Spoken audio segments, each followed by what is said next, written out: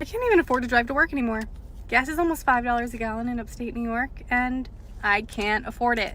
I can't afford to drive a half hour to work every single day, fill up my gallon, fill up my tank. Anyway, here I am at work. I just filled up my car, and I'm kind of like shell-shocked.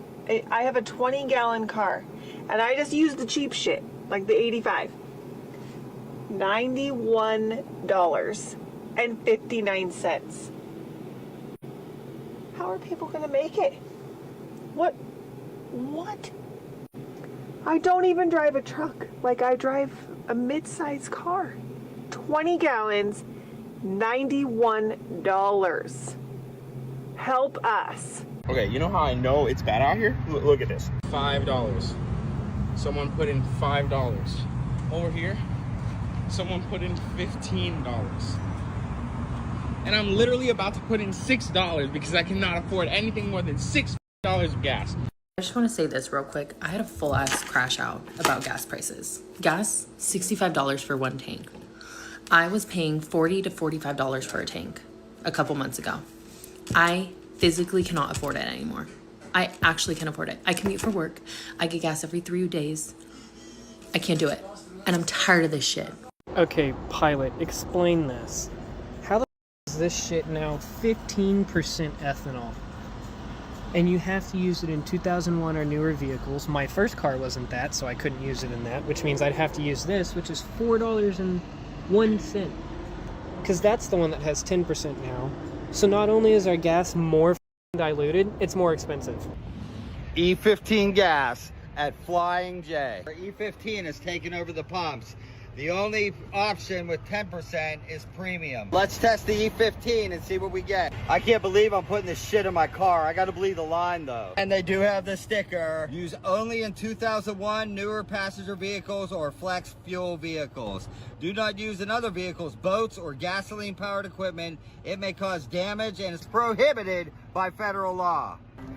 All right, let's make sure we're getting what we pay for. 32 ounces to read 0.250 or less. The further they're under, the more we're getting. All right, so we're at 0.242, which that's on the lower end of the ones I checked. All right, so this is my first time testing E15, so I'm very curious to see what's gonna happen. Let's get our water level.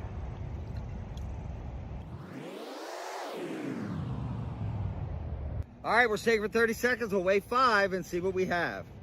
All right, I've tested 8 gas stations so far for E10 to see what this smells like. There's a big difference. There really is. It doesn't smell as much like gasoline. It smells like alcohol. It smells lighter than gasoline. All right, it's been 7 minutes and it's right on the line, exactly. So this is why you have been running out of gas faster, okay? As of 24 hours ago, Congress officially passed a law, officially being the key word, stating that they are now going to allow E15 to be added to fuel and gasoline year-round. Here's what that actually means in English, okay? E15 is ethanol, okay? It is something that they add into fuel to reduce the amount of fuel that you need to use, okay? Now, typically, you've seen it before. At a gas station, there'll be a sign on the pump that says may contain up to 10% ethanol, okay? Now, there's been times where companies have put more or less ethanol based on the weather, the season, the heat outside, things like that. Additionally, like I've been talking about for months, there was a time during World War II where the federal government gave oil and gas companies in America permission to add additional levels of ethanol to the fuel in order to reduce the effects of fuel rationing. I have been saying that this had been happening for months since we entered into Iran. This is why you have been running out of gas more quickly. This is why you are experiencing rough idle when you're sitting in the school parking lot waiting for your kids to get out and your car kind of shakes every once in a while. This is why when you turn on your engine, your gas needle drops more than ever. And this is why if you have a car that tells you how many miles you have to empty, it no longer makes any sense, okay? It is up and down all over the place. It is because you are experiencing reduced fuel efficiency, okay? Now, as of yesterday, Congress authorized oil and gas companies into America to begin adding E15 to fuel, meaning now we are going to experience up to 15% ethanol. So for those of you who don't know what that means, let me explain how it is actually going to affect you. The idea is you are going to pay a little bit less at the pump. Hopefully, okay, if the problem doesn't continue to get worse. Now, you pay a little bit less at the pump, but the side effect of that is you run out of gas faster, meaning you have to put more gas. The last 3-4 months, we've been getting gaslighted into believing that that is not what was happening, but it has been. Everyone has pretty much universally agreed you don't smell gas at the pump anymore. You run out of gas more quickly. Your car is not driving as far as it used to, or now it costs more to fill up, and you got to fill up more often.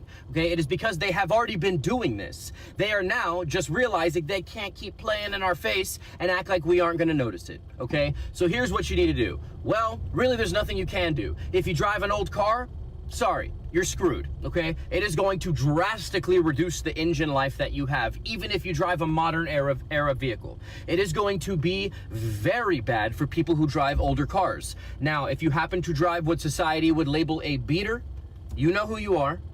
Your car is going to start to fall apart very quickly, okay? So you may want to, I don't know, maybe stockpile gas now, if that's an option, or start to develop plans on how you can buy a vehicle that is a little bit newer with a little bit less wear and tear on the engine, because this gas is going to start tearing cars apart. Y'all want to sit here and act like what the government's doing isn't wrong or whatever. I've had this truck since, I don't even know how long, like 15 years I've had this truck. Always has ran good for me. The first time I put that bullshit gas E15 in this truck, now look.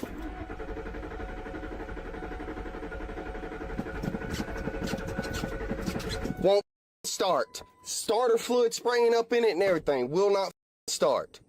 The E15 they're giving us is going to destroy your vehicle. This truck has been a trooper for years and has been running just fine for years. I put that gas in there, boom. I'm so pissed I had to come on here and tell you guys. So I filled up my gas tank about 2 hours ago and picked up my daughter from the bus. She lives in the county over where her mom lives. So round trip from my place to the bus stop and home, get this shit, right, is 40 miles. 40. Tell me I blew through over a quarter of a tank. Over, like I'm telling you, not like hovering on a quarter of 3/4 of a tank now. I had a full tank until it snapped. I have way less than 3/4 of a tank. I went 40 miles. I mean, I'm talking, I was watching, like I'm driving and on my way back, I'm like, I just got gas. Like, why is it this low? And by the time I drove back all the way back home, it was below 3/4, like way below 3/4 of a tank. Actually in between a half and 3/4. 40 miles. This is crazy. The additives they're putting in our gas. I can't afford this. I topped off my tank today. I put in $26, which was a little over a quarter of a tank. It was about what I spent. $26 to go 40 miles. I have a small tank in this car. It used to 2 months ago when it's my dad's car. He left it to my mom. I don't have a car because mine got repossessed last year because of the wonderful economy. So she's letting me use it. And it never cost even 40 bucks. It's always like $38, $37, $36 to fill up from E. It is now $60, $64, $62, just depends on how much they want to get me up the rear. I'm just like, damn, this is wild shit. This is wild. I wish I would have taken a video of when I got gas and to show the proof, but just take my word for it. Have a good day. I don't think people realize that the energy crisis hasn't actually started yet. A lot of people think we're in the middle of it, but we're not. It hasn't even begun. $4.50 gas does not make an energy crisis. No, we're just headed towards an energy crisis. That's what we've been talking about for the last 2 or 3 months. The warnings from Exxon and Chevron are about the coming energy crisis. When we run out of cushion, when we no longer have commercial inventories or lots of stocks in SPRs around the world, that's when the energy crisis actually begins. And sure, for a lot of people, it feels like an energy crisis already because the cost of all of the other things they're buying, like electricity and food and things like that. Like, so sure, it is hitting their wallets like we're already in a crisis. I'm not sure what's going to happen when the real crisis comes, and that day is coming, because Iran is not negotiating. They have us over a barrel, for lack of a better term.